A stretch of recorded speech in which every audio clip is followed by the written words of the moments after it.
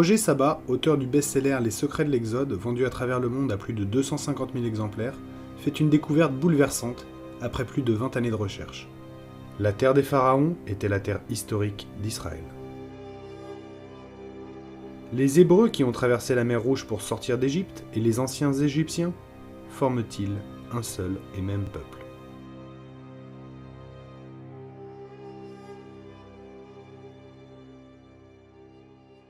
Dans la Bible, il est dit que Pharaon a donné la terre de Ramsès aux enfants d'Israël. Dans le Coran, il est dit qu'Allah chasse Pharaon et les siens de la terre d'Égypte et donne toute cette terre aux fils d'Israël. D'autre part, l'écriture hébraïque, l'écriture de la Bible, vient des hiéroglyphes.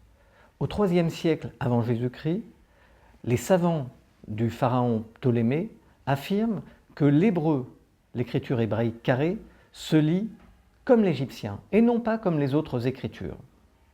Dans l'Antiquité, la terre des pharaons n'a jamais porté le nom de terre d'Égypte.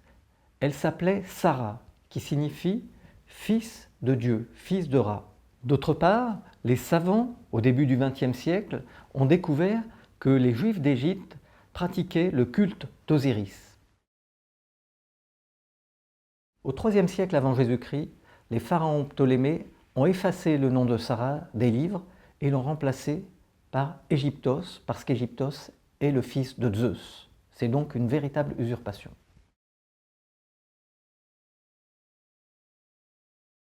Le pharaon Ptolémée de Philadelphe va avoir une idée géniale.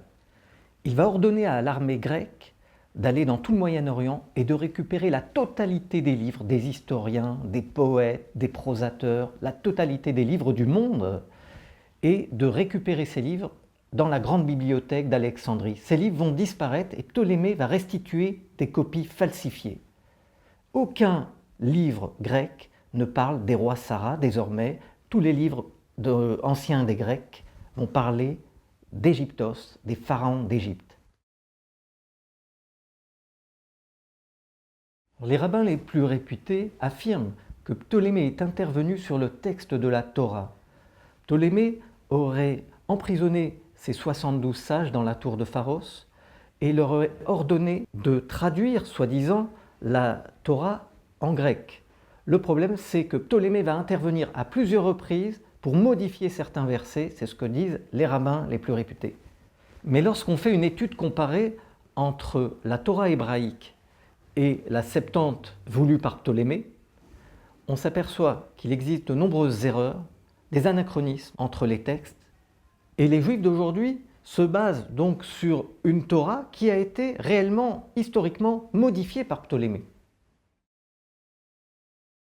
Après 20 ans de recherche sur les sources hébraïques, sur les livres des égyptologues, les hiéroglyphes, la Kabbale, le Coran, les évangiles, j'en arrive à la conclusion qu'il existe des centaines et des centaines de similitudes entre la civilisation juive et la civilisation égyptienne.